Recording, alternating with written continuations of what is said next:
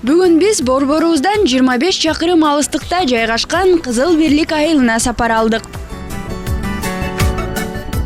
Жашыл айлана, салкын жел. Тоо этегинде Нарынбек Туйтунов малын жайып жаткан кези. Айылдагы тиричилик мал менен өтөт эмеспи? Каарманыбыз 15 жылдан бери жылкы кой багат. Жалгыз унаасын сатып, бир аздан мал күтүп, ишин баштаганын айтат.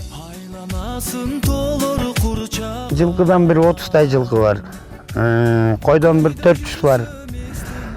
Анан ушу сарайды илгери Союз тарап баары бусулуп атканда сатып алгам.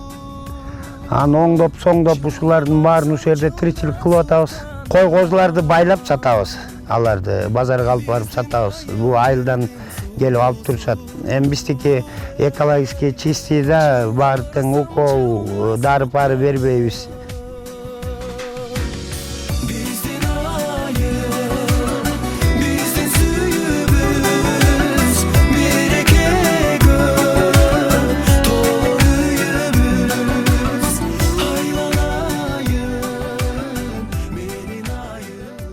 Жандыктарды жайытка жайып койгон соң сарайды тазалоого киришет. Баягы Кыргызда айтылгандай жылкы малдын эң асылы дейт, жылкы тазалыкты жакшы көрөт.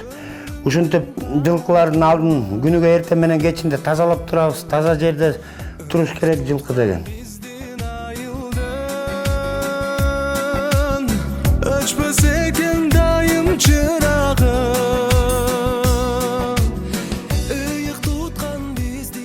Çöptü erteң менен түн ичинде беде салсак, күндүз мындай тоонун чөйүн салып коебуз. Бая бедек ичине кээ бир беделер суарылбаган жери ачуураак болуп дагы жакшы жебейт. Анан мындай эндей чөптөн салып коебуз. Бир маал, эки маал. Малдын күчү менен 2 кабаттуу үйдөн 2-ни салууга жетишкен. Адал ак эмгек кылсаң Кудай өзү бере берет экен. Азыр Кудайга шүгүр дейт каарманыбыз.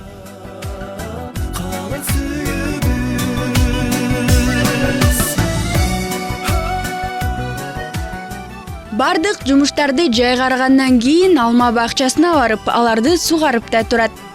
Жаз жаңы келди. Могу алма бак гүлдөгөндөн арасында отурсаң аябай жакшы эс аласың да.